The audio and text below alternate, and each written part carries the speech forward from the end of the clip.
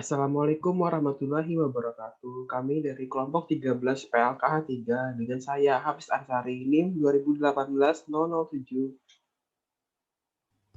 Dengan saya Dinda Sheila Amandita, NIM 2018-019. Dengan saya Aisyah Fitria Maharani dengan NIM 2018-032. Dan saya Safira Kurnia Wigrayanti, NIM 2018-033.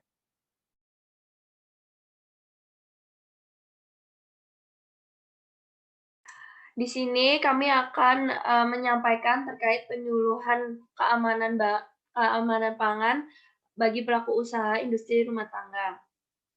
Selanjutnya, untuk pembahasan yang pertama akan disampaikan oleh teman saya Hafiz Ansari. Baik, di sini ada standarisasi dan sertifikasi pangan olahan. Nah, sebelum masuk ke sana, kita akan jelaskan bahwa produk pangan olahan yang beredar di pasaran belum semuanya memberikan jaminan atas mutu dan keamanan pangan bagi konsumen. Hal ini terbukti dengan masih banyaknya kasus yang menimpa konsumen akibat mengkonsumsi produk pangan olahan tersebut. Nah, permasalahan ini selain dipengaruhi oleh lemahnya kesadaran pelaku usaha untuk berproduksi secara baik, juga karena belum diterapkannya standarisasi dan sertifikasi mutu produk pangan olahan dengan baik. Nah, maka di sini adanya masih lemahnya pengawasan dalam bidang tersebut. Untuk itu, maka pemerintah perlu membuat rantai pangan secara terpadu untuk melindungi masyarakat dari pangan yang tidak aman dan membahayakan kesehatan. Nah, pemerintah di sini harus mampu memberikan jaminan atas keamanan produk yang dihasilkan pelaku usaha. Nah, output dari jaminan tersebut yakni berupa sertifikasi. Nah, sertifikasi di sini merupakan salah satu pengakuan terhadap kinerja pemenuhan persyaratan standar. Nah, adapun penerapan standar nasional Indonesia atau SNI yaitu bentuk peran pemerintah untuk membendung produk-produk pangan yang tidak bermutu, baik produksi dari dalam negeri ataupun produksi yang berasal dari impor. Nah, untuk sertifikat produk pangan tersebut telah diatur oleh pemerintah melalui Undang-Undang Pangan, Undang-Undang Perikanan, dan undang-undang lainnya. Standar produk dan proses pengolahan serta prinsip keamanan pangan merupakan bagian yang tidak dapat dipisahkan dari kegiatan pembinaan mutu. Nah, misalnya di Undang-Undang Nomor 18 Tahun 2012 tentang pangan, pemerintah di sini berperan menyelenggarakan keamanan pangan di setiap rantai pangan secara terpadu. Oke, kita masuk ke sifat sertifikasi. Nah, jika diartikan secara langsung, di sini ada mandatory dan voluntary. Nah, mandatory ini dilakukan karena ada kewajiban dari pemerintah. Contohnya sertifikat produk, ada Prima, PIRT, MD, HCCP, halal, organik, pangan segar. Nah, yang kedua ada voluntary. Di sini dilakukan tanpa ada kewajiban dari pemerintah. Contohnya sertifikat sistem ISO 9001 atau SNM atau ISO 18001 atau keselamatan kerja dan lain sebagainya.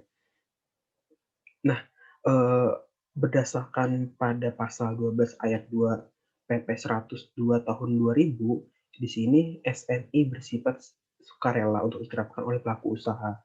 Nah, namun dalam hal ini SNI berkaitan dengan kepentingan keselamatan, keamanan, kesehatan masyarakat atau pelestarian fungsi lingkungan hidup dan atau pertimbangan ekonomis. Di sini instansi teknis dapat memberlakukan secara wajib sebagian atau seluruh spesifikasi teknis dan atau parameter dalam SNI tadi. Nah, sertifikasi mandatori dan voluntary ini bukanlah dua sertifikasi yang saling bertentangan, namun saling mendukung satu sama lain. Sertifikasi mandatori dan voluntary ini sama-sama mendukung peraturan pemerintah yang berlaku di Indonesia sendiri. Selanjutnya ada kewenangan sertifikasi. Nah, untuk produk olahan ini sertifikatnya berupa PIRT, yakni kewenangan dari Dinas Kesehatan Kabupaten atau Kota. Nah, di sini sertifikat PIRT ini diberikan oleh Bupati atau Wali Kota melalui Dinas Kesehatan. Selanjutnya ada sertifikat HCCP yang dikeluarkan oleh BPOM. Nah, HCCP sendiri yaitu Hazard Analyze Critical Control Point. Ini merupakan suatu piranti untuk menilai bahaya dan menetapkan sistem pengendalian yang memfokuskan pada pencegahan daripada mengandalkan sebagian besar pengujian produk akhir. Nah, di sini industri yang telah menerapkan sistem manajemen keamanan HCCP dapat mengurus sertifikat dengan mekanisme sertifikasi yang telah diatur. Di sini permohonan pengajuan oleh industri yang bersangkutan, kemudian dilanjutkan peninjauan kecukupan dokumen, dan penilaian dilakukan oleh lembaga pemberi sertifikasi, yakni BPOM. Selanjutnya ada sertifikat halal yang dikeluarkan oleh LPPOM MUI. Di sini LPPOM adalah lembaga yang bertugas untuk meneliti, mengkaji, menganalisis, dan memutuskan apakah produk-produk baik pangan dan turunannya, obat-obatan, dan produk kosmetika apakah aman dikonsumsi baik dari sisi kesehatan dan dari sisi pengajar agama Islam, yakni halal atau boleh dan baik untuk dikonsumsi bagi umat Islam, khususnya di wilayah Indonesia. Nah, selain itu selain memberikan rekomendasi tadi, LPPOM MUI ini merumuskan ketentuan dan bimbingan kepada layanan masyarakat bahwa setiap produsen yang mengajukan sertifikasi halal bagi produknya harus melampirkan spesifikasi dan sertifikat halal bahan baku, bahan tambahan, bahan penolong, serta bahan aliran proses. Nah, surat keterangan itu bisa dari MUI daerah untuk produk lokal atau lembaga Islam yang diakui oleh MUI untuk produk impor untuk bahan yang berasal dari hewan dan turunannya. Selanjutnya ada sertifikat MD yang dikeluarkan oleh BPOM. Nah, MD di sini adalah izin usaha untuk industri besar dan bersifat lokal. Maksudnya bersifat lokal adalah industri skala besar yang memproduksi sistem produk mereka. Contohnya produk Indomie dari Indofood pasti memiliki kode MD. Nah, kode MD di sini untuk satu produk juga dapat berbeda tergantung lokasi pabrik yang melakukan proses produksi. Untuk dasar hukumnya sendiri tentang pengolahan pangan ini ada dalam Undang-Undang Republik Indonesia Nomor 7 Tahun 1996 tentang pangan, yakni pada pasal 3 menyebutkan bahwa tujuan pengaturan, pembinaan, dan pengawasan pangan adalah untuk tersedianya pangan yang memenuhi persyaratan keamanan, mutu, dan gizi bagi kepentingan kesehatan manusia.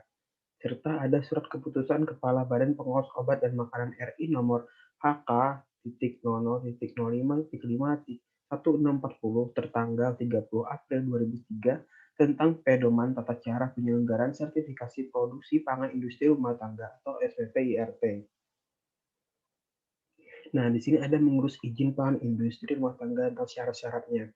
Nah, sebelum masuk ke sana bahwa pengurusan izin ini penting karena sebagai jaminan atau bukti bahwa usaha makanan atau minuman rumahan dijual itu memenuhi standar produk pangan yang berlaku. Jika pelaku usaha ini memiliki izin PIRT tadi, mereka bisa dengan tenang mengedarkan dan memproduksi secara luas dengan resmi. Nah, berdasarkan peraturan BPOM nomor 22 tahun 2018 tentang pedoman pemberian sertifikat produksi pangan industri rumah tangga, sertifikat produksi pangan itu yang selanjutnya disebut SPPIRT yaitu jaminan tertulis yang diberikan oleh bupati atau wali kota terhadap pangan produksi IRTP di wilayah kerjanya yang telah memenuhi persyaratan pemberian SPPIRT tadi dalam rangka peredaran pangan produksi IRTP. Nah, untuk pengajuan permohonannya ini, permohonan tadi diterima oleh bupati atau wali kota dengan tujuan ke Dinas Kesehatan Kabupaten atau Kota dan dievaluasi selengkapnya, dievaluasi kelengkapan dan kesesuaiannya yang meliputi di sini ada formulir yang memuat informasi sebagai berikut. Nah, untuk informasi formulir itu sendiri terkait dengan nama jenis pangan, nama dagang, jenis keamanan, berat bersih, isi bersih, terus ada bahan baku dan bahan lain yang digunakan, ada tahapan produksi, nama, alamat, kode pos, dan nomor telepon dari IRTP tadi, terus nama pemilik dan nama penanggung jawab. Kemudian ada juga informasi tentang masa simpan atau kadaluarsa. Nah, ada lagi yang terakhir tentang informasi tentang kode produksi.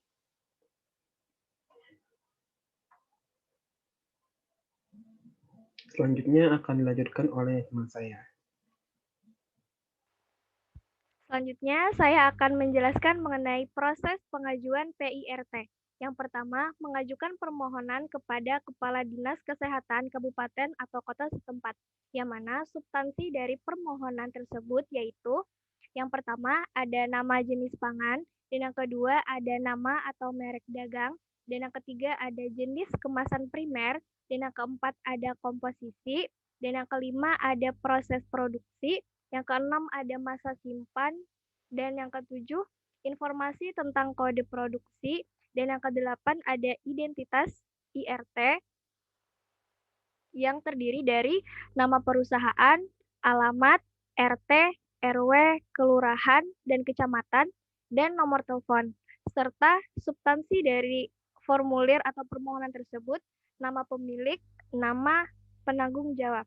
Selanjutnya, di tahap selanjutnya yaitu pemeriksaan berkas 1 hari persetujuan Kadinkes. Lalu yang ketiga, menunggu waktu pelaksanaan penyuluhan keamanan pangan yang dilaksanakan setiap 3 bulan sekali. Selanjutnya, mengikuti acara penyuluhan keamanan pangan 1 hari. Dan yang selanjutnya, pemeriksaan sarana 1 sampai dengan 14 hari. Dan selanjutnya, membayar retribusi. Dan selanjutnya, sertifikat pangan industri rumah tangga diserahkan 1 hari. Jadi totalnya dari 6 sampai dengan 3 bulan. Next.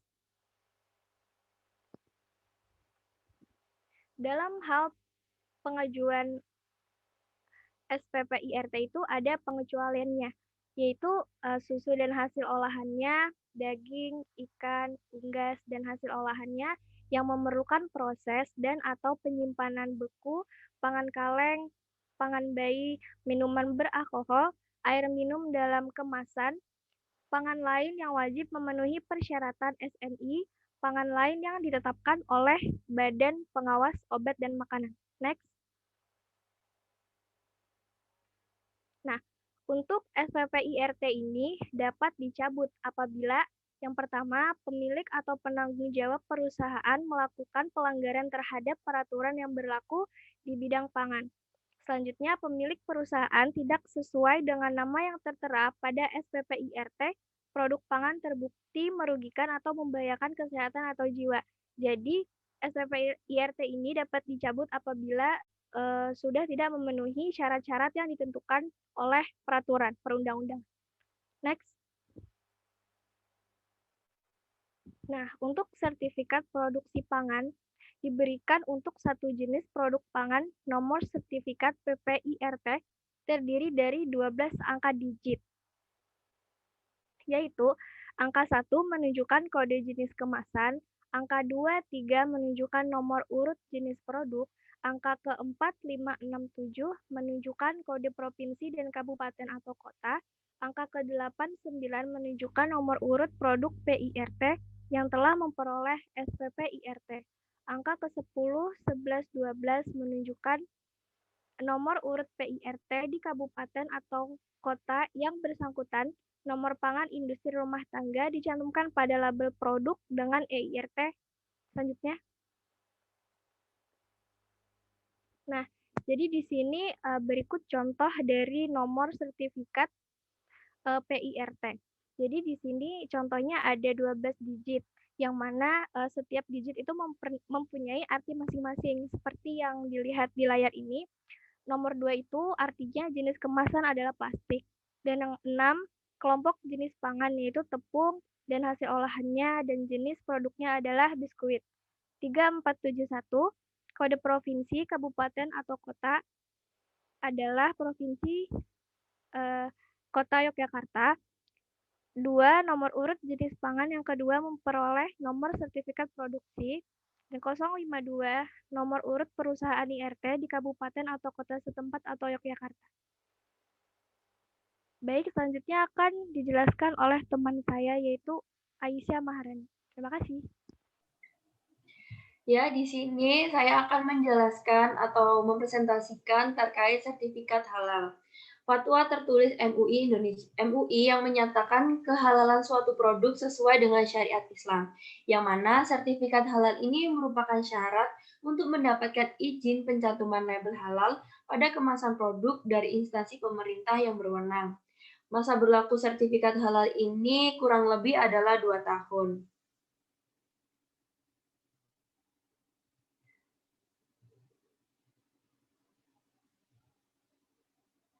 Ketentuan oleh LP POM MUI, yang mana di sini adalah mempersiapkan sistem jaminan halal.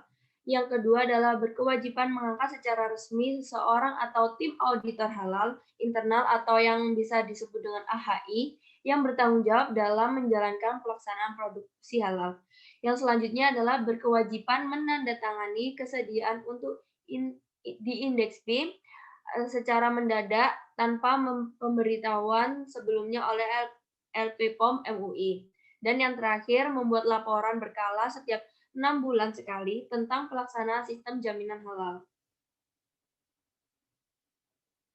Nah, di sini adalah proses sertifikasi dan labelisasi halal. Bisa kita lihat, yang pertama adalah pemohon yang mengajukan kepada Badan POM, lalu melakukan pemeriksaan kelengkapan data. Ketika data lengkap, hal itu bisa langsung dilaksanakan audit oleh tim auditor, Departemen Agama MUI dan Badan POM. Ketika memenuhi, setelah memenuhi syarat, bisa mendapatkan sertifikat halal, lalu mendapatkan persetujuan percantuman tulisan halal pada labelan makanan oleh pemohon.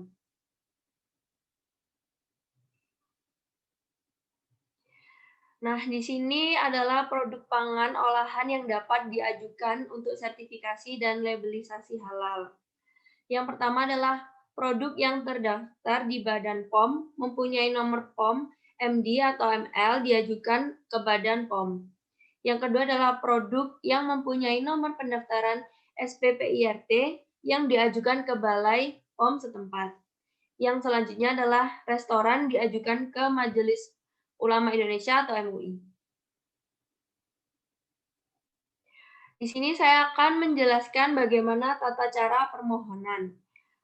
Yang ada 3 rangkap yang dilengkapi dengan yang pertama yaitu daftar nomor persetujuan pendaftaran. Nama produk yang didaftar harus sama dengan yang tercantum di persetujuan pendaftaran beserta fotokopi label yang disetujui oleh Badan POM. Jadi yang didaftarkan dengan yang ada itu harus sama produknya.